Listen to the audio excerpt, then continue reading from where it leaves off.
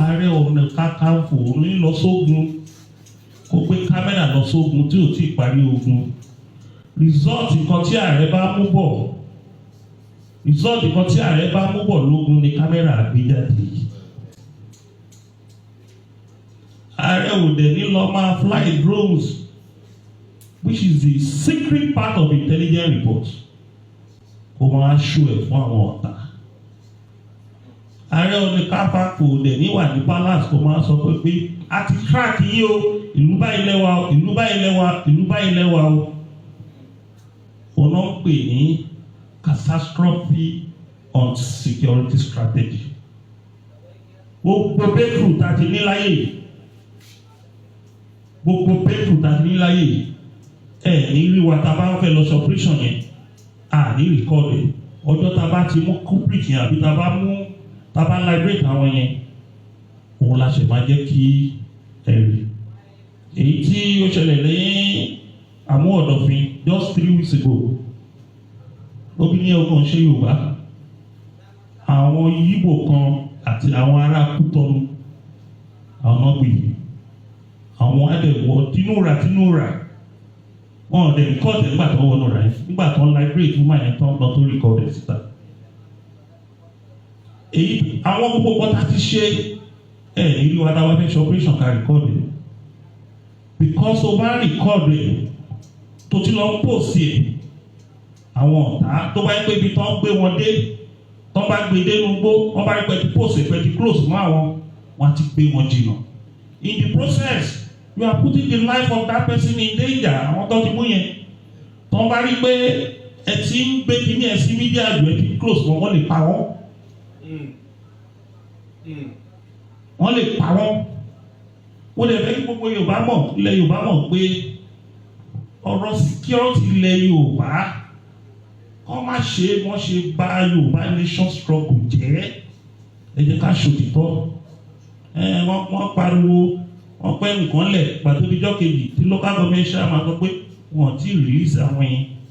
Ọlọ́pàá ti sọ pé wọ́n release àwọn yẹn. Àwọn tẹ́ ẹ sọ pé wọ́n ti release ní 2 weeks ago. Òun lọ́lọ́pàá ṣẹ̀ wá sọ pé àwọn làwọn release wọn o. Ibodò Sáádú, mo ní kíkọ́ ṣe dáadọ́ wà tó ìjìnà sípò tó.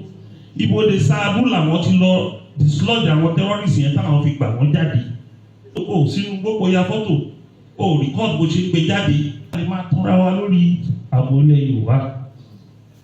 Nǹkan tẹ́lẹ̀ ò dẹ̀ fi ń tọ́ra mi jẹ ni pé èyí bá lè ṣe díẹ̀díẹ̀ máa ṣe. But tá a bá fẹ́ ṣiṣẹ́ tá a bá fẹ́ kó tọ́ ni pé kí gbogbo àwọn ẹgbẹ́ tó wà lábẹ́ wa ká ṣiṣẹ́ pẹ̀lú ìjọba, ó ní collaboration. Èkejì, tí àwọn gómìnà bá gbà, mo ń kọ́ ọ̀fù state police, ó ti ń kọ́ ọ̀fù state police nísìn.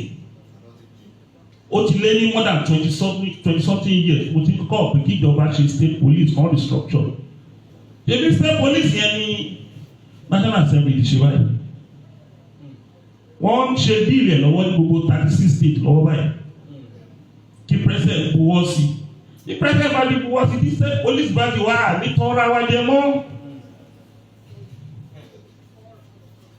Ọpọlọ lèyàn fi ń jagun, ìdẹ́gbẹ́ gbogbo pé kárí mi. Àmọ̀tẹ́yìn bá tí OPC bá fẹ́ wọ gbólókè Ògùn, kó less than 2 to 3,000 people wọ́ bẹ̀yìn. Olórí ogun bá fẹ́ jagun, mo gbọ́dọ̀ agree pẹ̀lú kábíyèsí Aláàfin, mo gbọ́dọ̀ bá ọba Ọọ̀ni of Ifẹ̀ sọ̀rọ̀, mo gbọ́dọ̀ bá àwọn aláṣẹ sọ̀rọ̀ kí tó wọ́n dà ọmọ ogun ilẹ̀ Yorùbá la pè é. Kí wá lọ kó 2,000, 3,000 people wọnú igbó òkè òun. Tí Gómìnà Mákindé ò fọwọ́ sí. Ṣé mọ̀ pé èèyàn ti kógun wọ̀lú láì jẹ́ kó lórí ìlú mọ̀ yẹn. Ṣùgbọ́n tẹ bá ṣiṣẹ́ pẹ̀lú gómìnà, wọn ò ní impose coffee against yín. Àìṣiṣẹ́ pẹ̀lú gómìnà ni gómìnà wò pé ta ló improve security architecture wẹ̀yìn. Gbogbo strategy táwọn ti ń map láti lẹ̀, ẹni yìí mà ti ń dàrú mọ́ àwọn lọ́wọ́ pẹ̀lú fídíò tó ń ṣe pẹ̀lú nínú gbogbo plan ta ní. Bóyá wọ́n fẹ́ pèsè ransom ni, àbáwọn ọlọ́pàá fẹ́ hit wọn ni, ọgbọ́n ẹ̀ máa dàrú. Wọ́n ṣe declare coffee yìí. experience ni a ti mọ̀ pé ìjọba á ṣe irú ẹ̀ fún ẹ tó o bá collaborate pẹ̀lú wọn. Torí tó o bá lọ gba ṣáì mọ́ ìjọba lọ́wọ́ àwọn aráàlú á máa pariwo pé kán resign. If an individual organization bá ti ń ṣe iṣẹ́ security kí ló ń gbowó kí ló ń gba location fún kí làwọn sọ́yìn ẹ̀ fún kí ló campaign fún. So rival wà láàrin èèyàn àtijọba tó o bá collaborate pẹ̀lú wọn. Mo fẹ́ fún yín ní good example. Tí ẹ̀yọ́ bá jẹ́ landlord nínú ilé tó ẹ̀ kò lónìí nínú ilé ìwọ ló gba gate man ìwọ ló gba chef ẹnìkan wá ní òun fẹ́ wọnú ilé ẹ̀ òun fẹ́ ṣọ́nú ilé ẹ̀ láì gbàṣẹ lọ́wọ́ ẹ̀ ló má gbà fún. Kò possible báwo àwọn ẹlòmíì tó sọ̀rọ̀ ní social media máa ní sórí àwọn ilé ìpèsà. Oyè Ààrẹ Ọ̀nà Kakanfò máa ń ṣe oyè kékeré tí máa lọ gùn sọ́wọ́ ìjọba tí mi ò ní bá ìjọba sọ̀rọ̀ tí máa lọ place wọn lọ́wọ́ tó wá fi mí gba sáà. Mi ò dé ọwọ́ tí mo wà yìí nítorí mi ò ń ṣe ọ̀rẹ́ ìjọba tó wà lórí oyè àṣọ rẹ̀ wọn ò fẹ́ ń lò ló dání ẹni tó ń fò káàkiri ọ̀rẹ́ ìjọba ni lọ́wọ́ gbogbo ọ̀nà mọ́. Ẹnìkan wá sọ pé ààrẹ ń wá agbádá Ààrẹ Ọ̀nà Kakanfò wo ló mọ̀ láti 1964 tí ò wá agbádá níbo lè ẹsẹ̀ Lakítọ́lá ń lọ tí ò wọ agbádá níbo ni MKO bá ń lọ tí ò wọ agbádá àbí kó wọ súùtù ta lè mi fẹ́ fi jọ tí máa wọ ṣòkòtò pé ààrẹ ò kò sí ìran ààrẹ tó máa ń jó lòṣì àbí ààrẹ Látòòṣà 1860 to 1886 tẹ bá mọye ilẹ̀ tí ààrẹ Látòòṣà ní nìbàdàn ó kọjá bẹ́ẹ̀. About 2 to 3% of the entire Ìbàdàn ààrẹ Látòòṣà ló ní. Ọlọ́lá ni gbogbo ẹni tó bá ń jẹ ààrẹ. Nígbà tí bí orúkọ ẹ ṣe gbilẹ̀. Ààrẹ Ọ̀nà Kakanfò tó jẹ́ Ìbà Gani Adams ó yẹ kẹ́ ṣàkíyèsí wípé èpè ní ń jà yín. Èpè ta ni? Èpè ọba arólẹ̀ iná ní ń jà Ààrẹ Ọ̀nà Kakanfò wa. Tán bá lẹ̀ lóògùn ẹni náà ni torí pé níbi tó yẹ kẹ́ ẹ lo oògùn tẹ́ ẹ ní sí òun níbi tí wọ́n bá ti sígun fún yín. Aláàfin Ọ̀yọ́ ikú bàbá yèyé ọba Òwádé kábíyèsí o wọ́n ti sígun fún yín.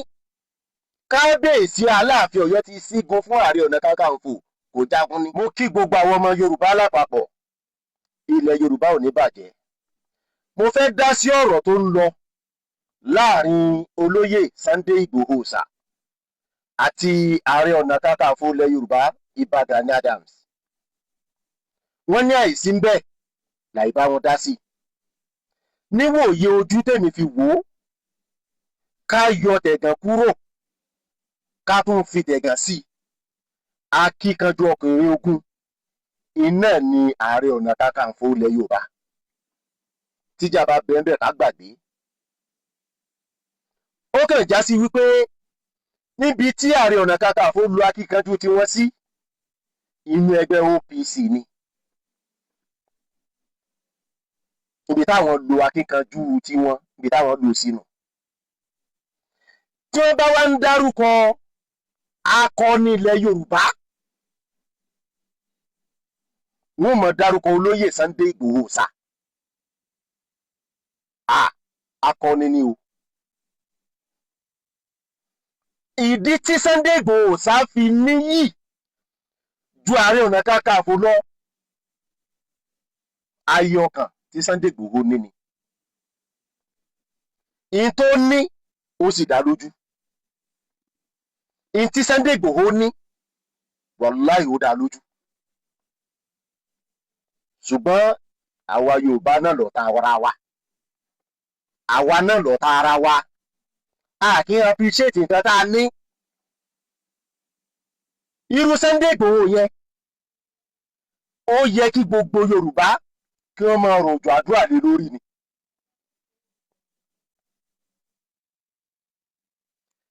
Ṣùgbọ́n kàkà kẹ́ rọ̀jò àdúrà lé Sunday Igboho lérí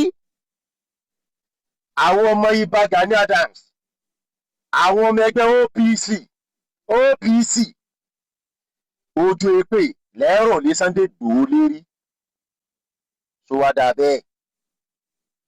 Ṣùgbọ́n kò lè dùn mí fún àwọn ọmọ ẹgbẹ́ OPC tí wọ́n ń jọmọ fún Ààrẹ Ọ̀nà Kakanfò. Ìdí méjì ni èpè yín ò fi lè jọ mí lójú. Ààrẹ Ọ̀nà Kakanfò tó jẹ́ Ìbà Gani Adams, ó yẹ kẹ́ ṣàkíyèsí wípé èpè ní ń jà yín. Èpè ta ni? Èpè ọba arólẹ̀ iná ní ń jà Ààrẹ Ọ̀nà Kakanfò wa.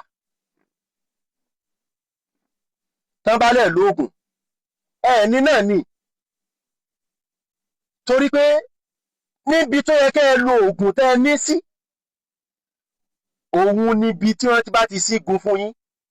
Aláàfin Ọ̀yọ́ ikú bàbá yèyé ọba Òwádé kábíyèsí o, wọ́n ti sígun fún yín. Kábíyèsí Aláàfin Ọ̀yọ́ ti sígun fún Ààrẹ Ọ̀nà Kakanfò, kò jagun ní. Nígbà tí ò ní tó fi jagun, tó bá ní tó fi jagun, ó ti kan lùgbò lọlé báwọn bòròró tí wọ́n ń pa àwọn èèyàn wa. Kí láǹfààní pé a ní Ààrẹ Ọ̀nà Kakanfò nílẹ̀ Yorùbá sí? Kí láǹfààní yín?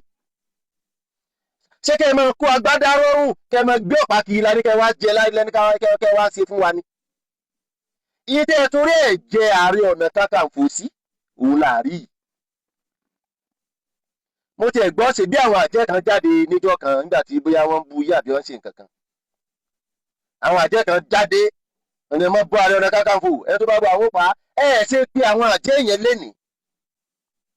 Àbẹ́ẹ̀ mọ̀ bẹ́ẹ̀ tó ṣe pè wọ́n mọ́ ni. Ẹ̀ ṣe pè wọ́n wípé kan wá tẹ̀lé yín lọ ibi kẹ́ẹ̀tì lọ bá fèsì àwọn bòròró tí wọ́n ń pa wá nílẹ̀ Yorùbá. Láti ìgbà tẹ́ ti jẹ́ Ààrẹ Ọ̀nà Kakanfò, ogun mélòó lẹ ti jà fún wa? Ẹni ìjọba ò fún yín ní àpúrúfà. Aláàfin tí wọ́n pè yín, tí wọ́n ní kí lẹ fẹ́ ṣe sí insecurity, àwọn bòròró tí wọ́n ń pa wá, kí lẹ fẹ́ ṣe sí nílẹ̀ Yorùbá yìí? Sálàfin tó pè yín yẹn kò tí lágbára, wọn ò tí ní àṣẹ tẹ́ ti fi pe gbogbo àwọn kọ̀rìnkọ̀jẹ̀ ìlú.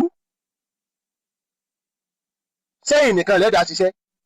Sáwọn sójà ò ní sọ́pọ́ọ̀tì yín, sáwọn ọlọ́pàá ò ní sọ́pọ́ọ̀tì yín, sáwọn àmọ̀tẹ́kùn ò ní sọ́pọ́ọ̀tì yín. Ẹ tíjà bá bẹ́ńbẹ̀ ká gbàgbé, ẹ fẹ́ kan sọ̀rọ̀ pé ẹ̀ ń bínú Sunday Igboho. Kí ni Sunday Igboho gbé yín? Kí ló ṣe fún yín? Èyí dìde ní ọwọ́ ara rẹ̀, ó dìde, ó kán lugbó, kò béèrè àpúrúfà kankan lọ́dọ̀ ìjọba. Ẹ̀yin sì ń bẹ ibi tẹ́yìn jókòó tẹ́ ti ń rọ́jú ìpè. Wọ́n fẹ́ pèsè yín ni. Ìkíní ó jáde yóò ṣe pé, ìkejì ó jáde yóò ṣe pé, ìkẹta ó jáde yóò ṣe pé. Kí ni ìyàtọ̀ láàrin ẹ̀yin àti ọba Arólẹ̀ Olépè? Kí ni ìyàtọ̀ láàrin yín? Ẹ̀yin àtọba Arólẹ̀ ṣé àtọ̀kan náà fi jọ bí yín pẹ̀lú èpè ni? Ẹ wo Ààrẹ Ọ̀nà Kakanfò, ẹ lóògùn. Wàláì mo lóògùn jù yín lọ. Wàláì tàláì, mo fi Ọlọ́run búra, mo ní òògùn jù yín lọ. Ẹ lóògùn. Bẹ́ẹ̀ sì ń bẹ̀rù kí èpè ọba Arólẹ̀ tó sọ pé ní gbogbo Ààrẹ Ọ̀nà Kakanfò tó bá ti jẹ wọ́n mọ̀ kú sógun ni, bóyá náà lẹ́sìn ń bẹ̀rù, kò yé wa. Ẹ jẹ́wọ́.